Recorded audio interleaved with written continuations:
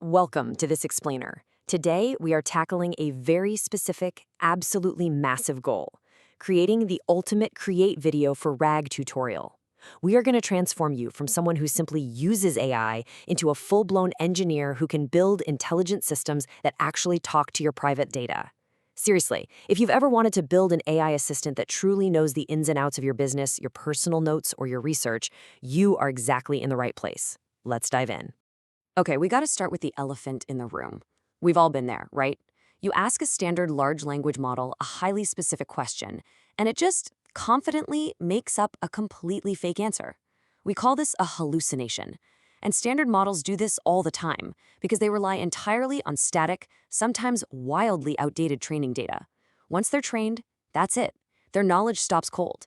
They can't just browse your company's secure servers or look things up on the fly. So when they don't know something, they guess. And that is exactly the problem we're fixing today. So here is our roadmap for the explainer. 1. The AI knowledge problem. 2. How RAG actually works. 3. Building your first system. 4. Best practices and debugging. And 5. The future of RAG. Let's jump right into section 1, the AI knowledge problem, solving hallucinations and static data. The core issue here is that AI models are fantastic at talking, but honestly, terrible at remembering your specific facts. Think of a standard AI like a stressed-out student taking a closed-book exam. They're answering strictly from memory. If they forget a fact, they might just guess to fill the page. Boom, hallucination.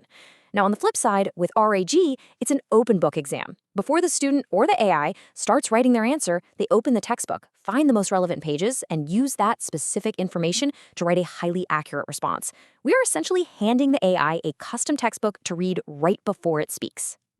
So RAG formally stands for Retrieval-Augmented Generation. It finds relevant info from your data, then uses it to generate a factual response. But quick pause here because this is a massive misconception beginners have. They think RAG means retraining or fine-tuning the model on your data. No way. It absolutely does not. The model's internal brain doesn't change one bit. RAG is purely about supplying the right context to the model at the exact millisecond a question is asked. Moving on to section 2, how RAG actually works, the factory mental model. To really wrap our heads around this, let's use the mental model of a small, highly efficient factory. A RAG pipeline is constructed from 5 physical building blocks. First, you have your data source. This is your raw material, like PDFs or text files. Second, the embedding model. Think of this as a translator, turning your human text into numerical vectors that capture the actual meaning. Third, the vector database, like Chroma or Pinecone, which is just the warehouse storing those numbers. Fourth, the retriever, the machine that pulls the most relevant chunks out of the warehouse. And finally, the language model itself, which acts as the assembly line worker, taking those chunks and generating the final human-readable answer. Remember, RAG is a pipeline of these components working together, not just one single software library. Let's trace the flow of this factory step by step. Step 1, a user asks a question. Step 2, that question is instantly converted into an embedding. Just a long string of numbers. Step 3, we perform a vector search. This is where the database compares the numbers in the question to the numbers in your stored documents, looking for the closest match in meaning. Step 4, the top relevant chunks of text are retrieved. And step 5, those specific chunks are handed right to the LLM, which uses them to generate a perfectly grounded, factual answer. It's literally where meaning meets memory. All right, section 3, building your first system, the step-by-step RAG tutorial. This is the climax of our explainer. It's time to roll up our sleeves and look at the actual code. We're going to break this down into 2 phases. Phase 1 is all about embeddings and storage. This is where we prep our private data and load it into the warehouse so the AI can search it later. Setting up phase 1 requires a few absolutely crucial steps. We start by importing orchestration libraries, and LangChain is an absolute lifesaver for this. We use a document loader to bring in our private PDFs or text files. Now, here is a vital detail, so pay attention. We do not just dump a whole 50-page PDF into the system. That's a disaster. Instead, we use a text splitter to break it down into small, digestible chunks. Then we pass those chunks through an embedding model, like OpenAI's, to convert the text into number vectors. Finally, we store all those embedded chunks into a vector database. For beginners, Chroma is fantastic because it's completely free and runs locally. Once the script runs, your data is officially searchable by an AI. Okay, let's move to phase 2.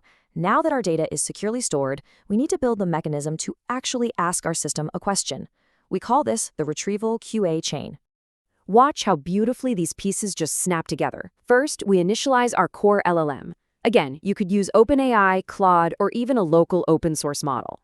Next, we connect our Chroma database and configure it to act as our retriever. Then, we create a retrieval QA chain in LangChain, which logically binds the retriever and the LLM together. And after that, all that's left is to input a natural language question. The chain automatically searches the database, fetches the best matching chunks, feeds them to the LLM, and hands you back a context-grounded answer. Seriously, you've just built a working RAG pipeline. Section 4. Best Practices and Debugging. Don't blame the LLM for bad retrieval. But what happens when things go off the rails? Actually, the golden rule here is do not automatically blame the language model. The problem is almost always your retrieval. A huge mistake beginners make is feeding raw, messy PDFs full of headers, footers, and weird formatting right into the system. The best practice? Convert them to clean, well-structured text files first. I mean, garbage in, garbage out, right? Another mistake is using random chunk sizes. If your chunks are too big, the AI literally gets lost. Stick to about 500 to 1,000 words, and always include 100 to 200 word overlap so context isn't just randomly cut off mid-sentence. And when you're debugging, don't just look at how fluent the AI's answer sounds. You absolutely must evaluate your retrieval accuracy first. That's a metric called recall at K. If the retriever didn't pull the right paragraph, the LMM has zero chance of giving you the right answer. Finally, don't use RAG for everything. You really only need it when the model actually lacks the missing or changing knowledge required to answer. Which brings us to Section 5, the future of RAG, beyond basic text retrieval. What we just felt together was a standard text pipeline, but this technology is evolving at breakneck speed. These emerging trends are completely redefining what's possible. First up is agentic RAG. Traditional RAG does one search and generates one answer.